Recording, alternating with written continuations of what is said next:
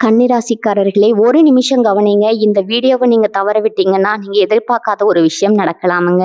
இத சும்மா ஒரு வீடியோன்னு நெனச்சு பார்க்காதீங்க. இது உங்க வாழ்க்கைக்கு வந்திருக்கும் ஒரு அறிவிப்புங்க. சமீப காலமா உங்க மனசுல ஒரு அழுத்தம், காரணம் தெரியாம ஒரு பயம், இரவு தூங்கும்போது கூட ஏதோ சரியில்லைன்னு ஒரு ஃபீலிங். இது எல்லாம் ஏன் தெரியுமா? உங்க வாழ்க்கையில ஒரு பெரிய மாற்றம் வரப்போகுதுங்க. ஆனா அதுக்கு முன்னாடி ஒரு சின்ன எச்சரிக்கைய கடவுள் தராருங்க.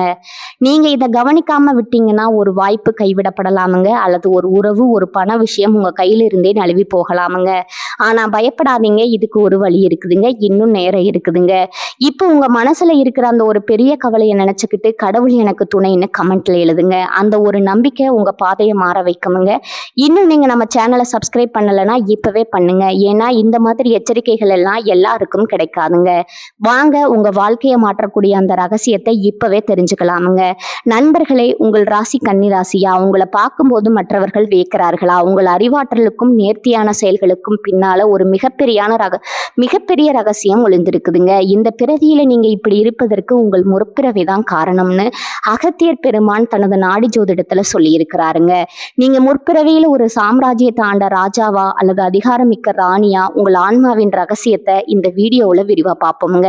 புதன் பகவான தனது ராசிநாதனா கொண்ட கன்னிராசி அன்பர்களே, உங்கள் ராசியின் இயல்பு என்பது ஒரு மகா சமுத்திரம் போன்றதுங்க.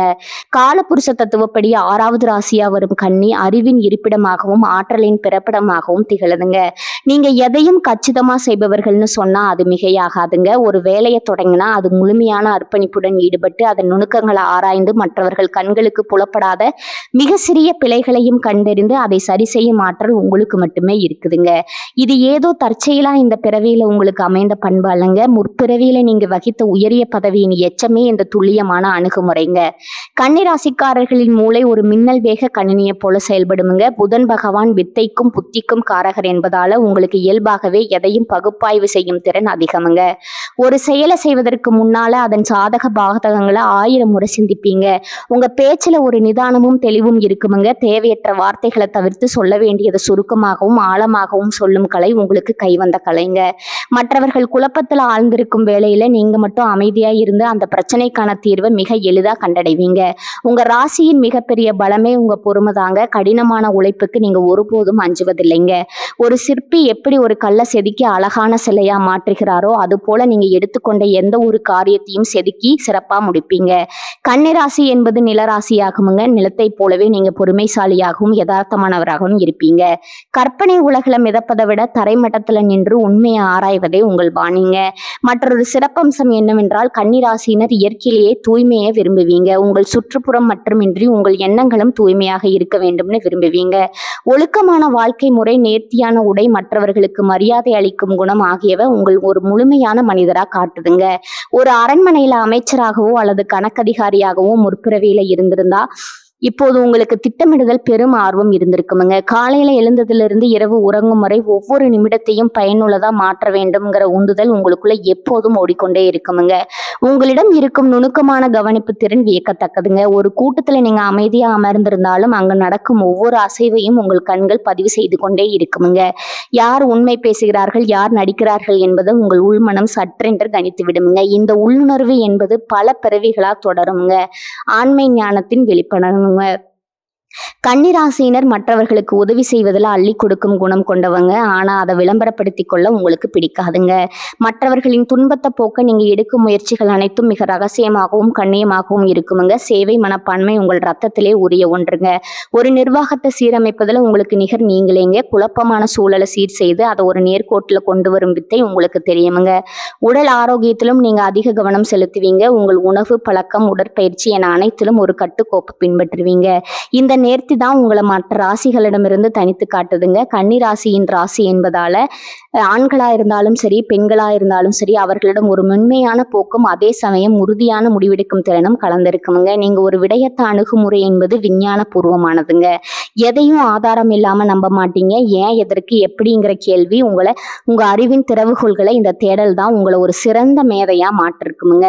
கலைத்துறையா இருந்தாலும் சரி, வணிகத்துறையா இருந்தாலும் சரி, நீங்க கால் பதிக்கும் இடத்துல உங்க முத்திரை பதிப்பீங்க. உங்க நேர்மை உங்கள் மிகப்பெரிய சொத்துங்க. கொடுத்த வாக்க காப்பாற்ற எதையும் இழக்க துணியும் உங்கள் குணம் உங்களுக்கு பல நண்பர்களையும் விசுவாசிகளையும் பெற்று தருமுங்க. உங்க முற்பிறவி பயனாகவே உங்களுக்கு தலைமை பண்பு இயல்பாகவே வந்திருக்குமுங்க. ஒரு கூட்டத்தை வழிநடத்துவதும் அவர்களுக்கு தெளிவான பாதையை காட்டுவதும் உங்களுக்கு எளிதான காரியமுங்க. அதிகாரத்துல இருக்கும்போது கர்வப்படாம அந்த அதிகாரத்தை பொது நன்மைக்காக பயன்படுத்தும் பக்குவம் கொண்டவங்க நீங்க. உங்க ராசியின் குறியீடு ஒரு கன்னிப்பெண் கையில கதிர்களை ஏந்திருப்பது போல அமைந்திருக்குமுங்க. இது செழிப்பையும் உழைப்பின் வெற்றியையும் குறிக்குதுங்க. வாழ்க்கையில எத்தனை தடைகள் வந்தாலும் அவற்றை ஒரு சவாலா ஏற்றுக்கொண்டு வெற்றி பெறுவீங்க.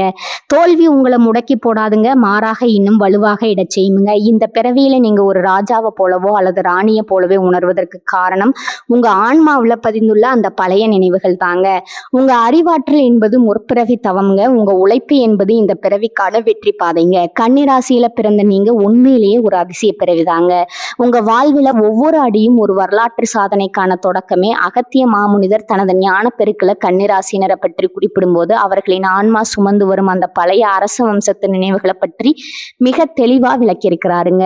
கன்னிராசியில பிறந்த பெரும்பாலானவர்கள் முற்பிறவியில ஒரு சாதாரண மனிதராக வாழ்ந்திருக்க வாய்ப்பே இல்லைங்க. நீங்க ஒரு பெரும் நிலப்பரப்பை தனது ஆளுகைக்கு கீழ் வைத்திருந்த பேராற்றல் மிக்க மன்னர்களாகவோ அல்லது ஒரு தேசத்தின் தலையெழுத்தையே மாற்றியமைத்து அறிவு கூர்மை கொண்ட அரசியாராகவோ இருந்திருக்க கூடுமுங்க. உங்க ஒவ்வொரு அசைவிலும் பேச்சிலும் இப்போதும் அந்த தழும்புகள் மறைந்து கிடக்குமுங்க.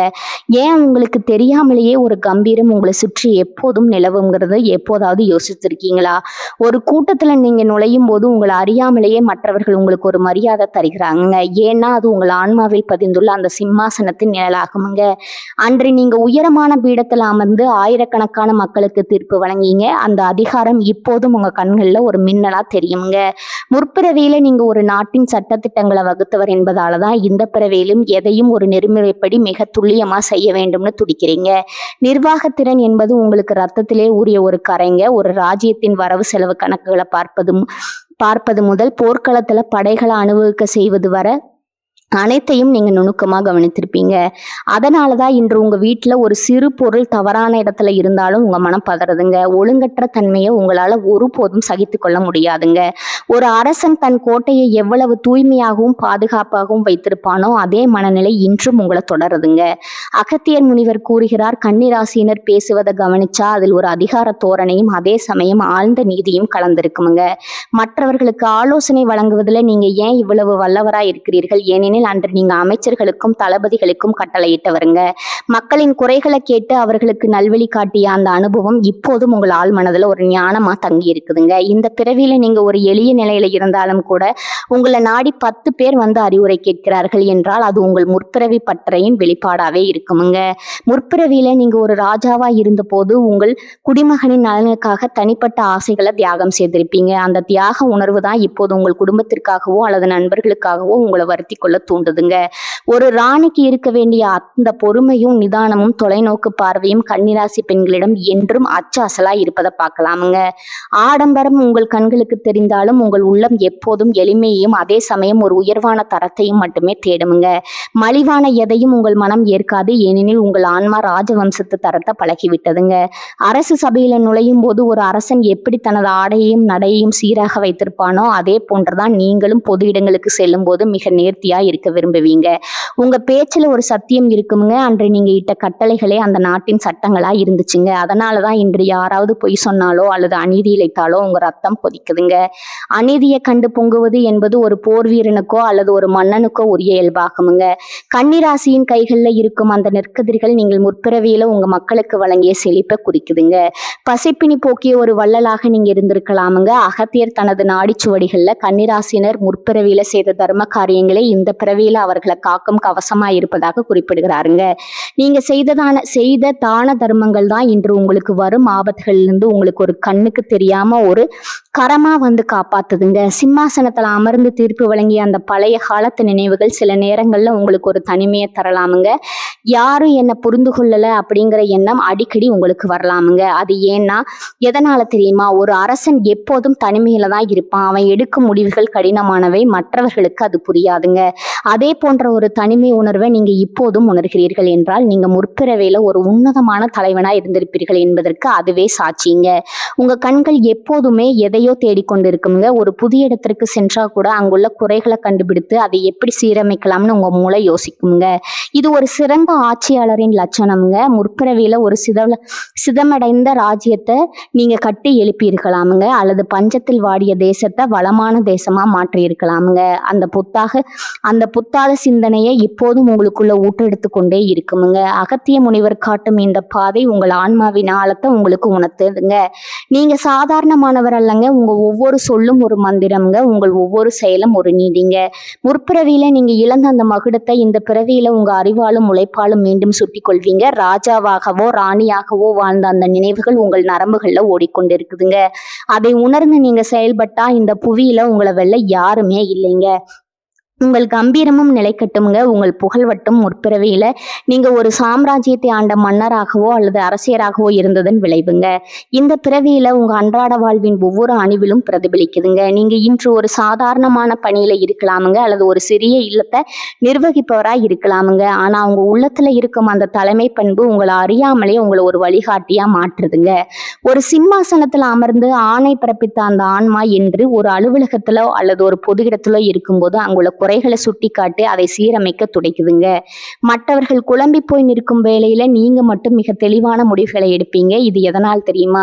அன்ற தேசத்தின் தலைவிதியை நிர்ணயித்த அந்த அனுபவம் உங்கள் ஆள் மனதில் இப்போதும் ஒரு சுடரா எரிந்து கொண்டு இருக்குதுங்க. பொருளாதாரத்தை நிர்வகிப்பதில் உங்களுக்கு நிகர் நீங்களேங்க. ஒரு நாட்டின் கருவூலத்தை எப்படி காக்க வேண்டும், வரவு செலவு கணக்குகளை எப்படி துல்லியமா வைத்திருக்க வேண்டும் என்பதில் அன்று நீங்கள் காட்டிய அதே அக்கறையை இன்று உங்கள் குடும்ப பொருளாதாரத்திலும் காட்டுறீங்க. வீண் விரயங்களை நீங்க ஒருபோதும் அனுமதிக்க மாட்டீங்க. சிக்கனம் என்பது உங்களிடம் இருக்கும் ஒரு பெரும் கலைங்க. ஆனா அந்த சிக்கனம் என்பது கஞ்சத்தனம் அல்லங்க, அது ஒரு ராஜதந்திரம்ங்க. தேவையற்ற இடங்களுக்கு ஒரு காசையும் செலவிடாத நீங்க ஒரு நல்ல காரியம்னு வந்துவிட்டா தாராளமா வாரி வழங்கும் வள்ளலாகவும் மாறுவீங்க. இதனென்று நீங்கள் செய்த அர்ப்பணிகளின் தொடர்ச்சியாகுங்க. இருப்பினும் முற்பிறவி கர்மா என்பது ஒரு நிழலை போல தொடரக்கூடியதுங்க. அன்று நீங்க ஒரு ஆட்சியாளராக இருந்த போது சில கடினமான முடிவுகளை எடுத்திருக்கலாமுங்க. ஒரு நாட்டின் நலனுக்காக சிலர் தண்டித்து இருக்கலாமுங்க, அல்லது சிலரின் கோபத்திற்கு ஆளாகியும் இருக்கலாமுங்க. அந்த முற்பிறவி வினைகளின் தாக்கத்தால இந்த பிறவியில நீங்க சில போராட்டங்களை சந்திக்க நேரிடுதுங்க. குறிப்பா நீங்க மற்றவர்களுக்கு எவ்வளவோ நன்மைகளை செய்தாலும் அவர்கள் உங்களை புரிந்து கொள்ளாம முதுகுக்கு பின்னால பேசுவதையோ அல்லது உங்களுக்கு எதிராக செயல்படுவதையோ நீங்க கவனித்திருப்பீங்க.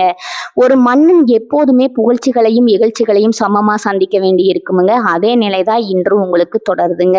நீங்க உண்மையா இருந்தாலும் உலகம் உங்களை சந்தேக கண்ணோடு பார்ப்பது உங்கள் முற்பிறவி சுமையின் ஒரு பகுதியே ஆகுமுங்க. உறவுகளுக்குள்ள ஏற்படும் சிக்கல்கள் கூட உங்கள் முற்பிறவி தாக்கத்தினால இருக்கலாமுங்க. அன்று நீங்க ஒரு அதிகாரமிக்க இடத்துல இருந்த போது உங்க சொல்லே சட்டமாக இருந்ததுங்க. அந்த அதே அதிகார தோரணை இப்போதும் உங்க பேச்சுல வெளிப்படுவதால உங்க அன்புக்குரியவர்கள் அதை ஒரு கட்டளையா எடுத்துக்கொண்டு உங்களிடமிருந்து விலகி செல்லக்கூடுமுங்க. உங்களை விட அறிவில் குறைந்தவர்கள் உங்களை சூழ்ந்திருக்கும் போது அவர்களுக்கு தெளிவுபடுத்த நீங்க எடுக்கும் முயற்சிகள் சில நேரங்கள்ல அவர்களுக்கு எரிச்சலை தரலாமுங்க. ஆனா நீங்க எப்போதுமே நீதியின் பக்கமே நிற்பீங்க. அநீதி இழைக்கப்படுவதை கண்டா அன்று வாளேந்தி அதே வீரம் இன்று உங்கள் சொல்ல வெளிப்படுங்க. உங்க உடல் நலத்துல கூட ஒரு விசித்திரமான தன்மை இருக்குமுங்க. ராஜவம்சத்தினர் உண்ணும் உணவிலும் தங்கும் இடத்திலும் எவ்வளவு சுத்தத்தையும் நேர்த்தியையும் எதிர்பார்க்கிறார்களோ அதே போன்ற ஒரு நுணுக்கமான எதிர்பார்ப்பு உங்களிடம் இப்போது இருக்குமுங்க. ஒரு சிறு அசுத்தத்தை கூட உங்களுடைய உடல் ஏற்க மறுக்குமுங்க. இது உங்கள் ஆன்மா பழகி போன அந்த உயர்வான வாழ்வியலின் அடையாளம் ஆகுமுங்க. சில நேரங்கள்ல காரணமே இல்லாம உங்களுக்கு ஒரு மன அழுத்தம் அல்லது ஒரு பாரம் தோன்றுமுங்க. அது வேறொன்றும் இல்லைங்க, அன்று ஒரு தேசத்தின் பாரத்தை சுமந்த உங்க ஆன்மா இன்றும் ஏதோ ஒரு பெரிய பொறுப்பை தேடி அலையுதுங்கிறது அறிகுறிங்க. நண்பர்களே, கன்னிராசியில் பிறந்த நீங்க இந்த பிறவியில் சந்திக்கும் ஒவ்வொரு சவாலும் உங்களை பக்குப்படுத்தவே வந்திருக்குதுங்க. முற்பிறவியில நீங்க செய்த தவங்கள் உங்களுக்கு தடையற்ற அறிவை தந்துருக்குங்க. அதே சமயம் அன்று அறியாமல் செய்த பிழைகள் இன்று தடைகளா உங்களுக்கு வந்திருக்குமுங்க. ஆனா கவலைப்படாதீங்க. ஒரு தேர்ந்த போர் வீரன் எப்படி களத்துல நின்று போரிட்டு வெற்றி பெறுவானோ அதே போன்று நீங்க உங்க மதியுகத்தால இந்த தடைகளை உடைத்தெறிவீங்க. உங்க உழைப்பும் நேர்மையும் இறை நம்பிக்கையும் உங்களை மீண்டும் ஒரு உயர்ந்த நிலைக்கு கொண்டு செல்லுங்க. சிம்மாசனம் இப்போது இல்லாவிட்டாலும் உங்கள் குணத்தால நீங்க பலரின் இதயங்கள்ல சிம்மாசனம் போட்டு அமர்ந்திருக்கிறீங்க. உங்க சொல்லுக்கு இன்றும் ஒரு வலிமை இருக்குதுங்க. உங்கள் ஆலோசனைகள் பலரின் வாழ்வை மாற்றி இருக்குதுங்க. இதுவே நீங்க பெற்று வந்த பெரும் பாக்கியம்ங்க. கர்ம வினைகளை கண்டு அஞ்சாம கடமையை சரியா செய்யும் போது அந்த வினைகளை உங்களுக்கு ஞானத்தை தருமுங்க, ஏணிகளா மாறுங்க.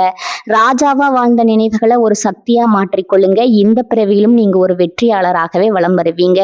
உங்க பயணம் வெற்றிகரமா அமைய அகத்தியர் பெருமானின் ஆசிகள் எப்போதும் உங்களுக்கு இருக்குதுங்க. அகத்திய மாமுனிவர் தனது ஞான பெருக்கல் கன்னிராசினருக்கான கர்ம வினைகளை தீர்க்கும் ரகசியங்களை மிக நுணுக்கமா விளக்கி இருக்கிறாருங்க.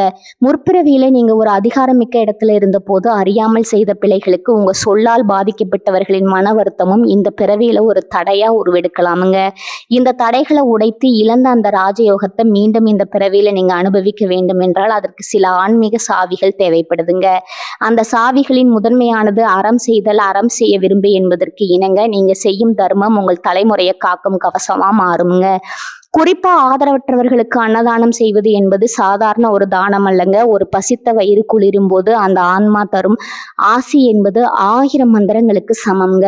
முற்பிறவியில நீங்க ஒரு நாட்டு ஆண்ட மன்னரா இருந்த போது உங்களுடைய தேசத்து மக்கள் பசியின்றி வாழ்வதை உறுதி செய்திருப்பாங்க. அதே கடமையை இந்த பிறவியில ஒரு எளிய மனிதரா நீங்க தொடரும் போது அந்த பழைய புண்ணிய கணக்குகள் மீண்டும் உயிர் பெறுமுங்க. சனிக்கிழமைகள்ல அமாவாசை தினங்கள்ல இயலாதவர்களுக்கு உங்க கையால உணவளிப்பதன் மூலம் உங்க ஜாதகத்துல இருக்கும் எத்தகைய தோஷங்களும் விலகி ஓடுமுங்க. அன்னமிட்ட கைகள் ஒருபோதும் அலைந்து தெரியாது என்பது முன்னோர்கள் வாக்குங்க. அந்த வாக்கு உங்க வாழ்வில் நிஜமாகுங்க. அடுத்ததா கன்னிராசிக்கு அதிபதியான புதன் பகவானை வலிமைப்படுத்த வேண்டியது அவசியம்ங்க. புதன் என்பது அறிவின் காரகன், வித்தையின் அதிபதிங்க.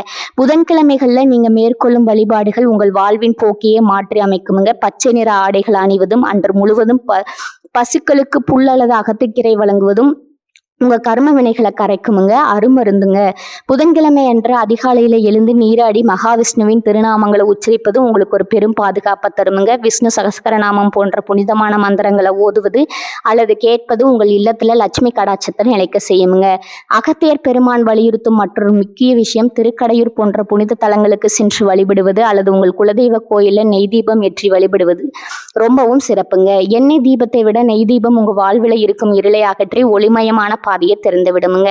உங்க பேச்சுல எப்போதும் இனிமையை கடைபிடிக்க வேணுமுங்க. முற்பிறவி அதிகார தோரணை இந்த பிறவியில மற்றவர்களுக்கு தெற்பெருமையா தெரியலாமுங்க. அதை தவிர்த்து பணிவோடும் பொறுமையோடும் நீங்க பேச தொடங்கினா இழந்த செல்வாக்கும் புகழும் உங்களை தேடி வருமுங்க. பெரியோர்களுடைய சாதுக்களிடம் ஆசி பெறுவது உங்கள் கர்மாவை துரிதமா குறைக்குமுங்க. மகான்களின் பாலங்களை தொட்டு வணங்கும் போது அவர்களின் தகவலிமையால ஒரு சிறு பகுதி உங்கள் வினைகளை எரிக்கும் நெருப்பாக மாறுமுங்க. கன்னிராசியினர் பொதுவாகவே புத்திசாலிகள் என்பதால உங்க அறிவை மற்றவர்களுக்கு நல்வழி காட்ட பயன்படுத்த வேண்டுமுங்க. கல்வி கற்க வசதியற்ற குழந்தைகளுக்கு புத்தகங்கள் வாங்கி கொடுப்பது அல்லது அவர்களுக்கு பாடம் சொல்லி கொடுப்பது புதன் பகவானுக்கு நீங்க செய்யும் மிகப்பெரிய பூசையாகுங்க. வித்யாதானம் என்பது எல்லா தானங்களிலும் மேலானதுங்க. இது உங்களை ஒரு உயர்ந்த மேதையாக உலகிற்கு அடையாளம் காட்டுமுங்க. வளர்ப்பிறை சதுர்த்தி அல்லது பிரதோஷ காலங்கள்ல சிவபெருமானையும் நந்தி தேவரையும் வணங்குவது உங்கள் மன அழுத்தத்தை போக்கி தெளிவான சிந்தனையை தருமுங்க. உள்ளத்துல வேரோடு பிடுங்கி எறியுங்க உங்களுடைய எதிர்மறை எண்ணங்களை. மன்னிக்கும் குணம் ஒரு அரசனுக்குரிய மிகப்பெரிய பண்புங்க. உங்களை வஞ்சித்தவர்களை மனதார மன்னித்து விட்டு கொடுங்க. அந்த மன்னிப்பு உங்க ஆன்மாவை லேசாக்குமுங்க. உங்களுக்கு வர வேண்டிய ராஜயோகத்தை விரிவுபடுத்துமுங்க. உங்க வீட்டுல ஒரு சிறிய செடி வளர்ப்பது அல்லது மரம் நடுவது கூட கன்னிராசிக்குரிய பரிகாரங்கள்ல உண்டுங்க. நிலராசியான உங்களுக்கு மண்ணோடு தொடர்பு இருப்பது உங்கள் ஆற்றல் அதிகரிக்குமுங்க. இயற்கையாகவே நேசிப்பதும் நீர்நிலைகளை பாதுகாப்பதும் கூட ஒரு வகையான வழிபாடுங்க. இந்த சிறு சிறு மாற்றங்கள் உங்க வாழ்க்கையில மிக பெரும் அதிர்ஷ்டத்தை தேடி தடுமுங்க. ராஜயோகம் என்பது ஏதோ ஒரு இடத்துல ஒளிந்திருக்கு இல்லைங்க. அது உங்க தர்மத்திலும் நேர்மையிலும் இறை நம்பிக்கையிலும் குடிக்கொண்டிருக்குதுங்க. நம்பிக்கையோடு செயல்படுங்க. வெற்றி உங்கள் வசம் வருமுங்க. கன்னிராசினரே, உங்க கையில இப்போது செங்கோல் இல்லாவிட்டாலும் உங்கள் அறிவும் நேர்மையும் தான் உங்கள் கிரீடம்ங்க. நீங்க செய்யும் ஒவ்வொரு நல்ல காரியமும் உங்கள் முற்பிறவி ராஜ சிம்மாசனத்தை நோக்கி உங்களை அழைத்து செல்லுங்க.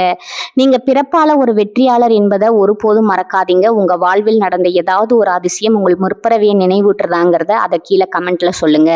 கன்னிராசிக்காரர்களே, இந்த வீடியோவை இவ்வளவு நேரம் முழுசா பார்த்ததுக்கு ஒரு அர்த்தம் இருக்குதுங்க. நீங்க வாழ்க்கையை சும்மா வாழ்ந்துட்டு போறவங்க இல்ல, ஒரு இலக்கை கொண்டு வாழ்க்கையை வாழ்றவங்க. சில நேரம் வாழ்க்கை உங்களை சோதிச்சிருக்கலாமுங்க. சில விஷயங்கள் நம்ம கையில இருந்தும் நழுவி போயிருக்கலாமுங்க. அதனால நீங்க மனசு உடைஞ்சு போன நேரங்களும் இருக்குமுங்க. ஆனா ஒரு விஷயம் மறந்துடாதீங்க, அந்த ஒவ்வொரு அனுபவமும் உங்களை உருவாக்கி இருக்குதுங்க. இன்னைக்கு நீங்க எவ்வளவு ஸ்ட்ராங்கா இருக்கீங்கன்னா அது அந்த கஷ்டங்களால தாங்க. இப்ப நீங்க நிக்கிற இந்த நிலை ஒரு முடிவு இல்லைங்க, அது ஒரு பவர்ஃபுல்லான ஸ்டார்டிங் பாயிண்ட்டுங்க. ஜோதிடம் என்ன சொல்லுது தெரியுமா? உங்க வாழ்க்கை மெதுவா ஒரு நல்ல பாதைக்கு திரும்புதுங்க. நீங்க எதிர்பார்த்த அந்த மாற்றம் அதிக தூரத்துல இல்லைங்க. ஆனா அந்த மாற்றத்தை அனுபவிக்கணும்னா ஒரு விஷயம் மட்டும் தேவைங்க. அதுதான் உங்க நம்பிக்கைங்க. நீங்க உங்களை நம்பணும், உங்க முடிவுகளை நம்பணும், உங்க பாதையை நம்பணுங்க. ஏன்னா நீங்க நம்புற அளவுக்கு தான் வாழ்க்கை உங்களுக்கு திரும்ப கொடுக்குமுங்க. இப்ப இருந்து என்ன ஆகுமோன்னு பயப்படுறதை விட்டுட்டு என்னால முடியுமான்னு நம்ப ஆரம்பிங்க. என்னால முடியும்னு நம்ப ஆரம்பிங்க. அந்த ஒரு மாற்றம் உங்க வாழ்க்கையை முழுக்க மாற்றுமுங்க. நீங்க தோல்வியை பார்த்தவங்க இல்ல, நீங்க கத்துக்கிட்டவங்க. நீங்க தள்ளப்பட்டவங்க இல்ல, நீங்க மேல ஏறுற வழியில இருக்கிறவங்க. இப்ப ஒரு நிமிஷம் கண்களை மூடுங்க. உங்க வாழ்க்கை எப்படி இருக்கணும்னு நீங்க நினைக்கிறீங்களோ அந்த காட்சியை மனசுல நினைச்சு பாருங்க. அது சாத்தியம் இல்லைன்னு யாரும் சொல்ல முடியாதுங்க. ஏன்னா அந்த சக்தி உங்களுக்குள்ள இருக்குதுங்க. ஜோதிடம் உங்களுக்கு வழிகாட்டுதுங்க. ஆனா அந்த வழியில நடக்கிற சக்தி, தைரியம், முடிவு அது முழுக்க முழுக்க உங்க கையில தான் இருக்குதுங்க. இப்ப இருந்து ஒரு முடிவு எடுத்துடுங்க. என்ன நடந்தாலும் நான் முன்னேறி போவேன்னு, என்ன தடைகள் வந்தாலும் நான் நிக்க மாட்டேன்னு.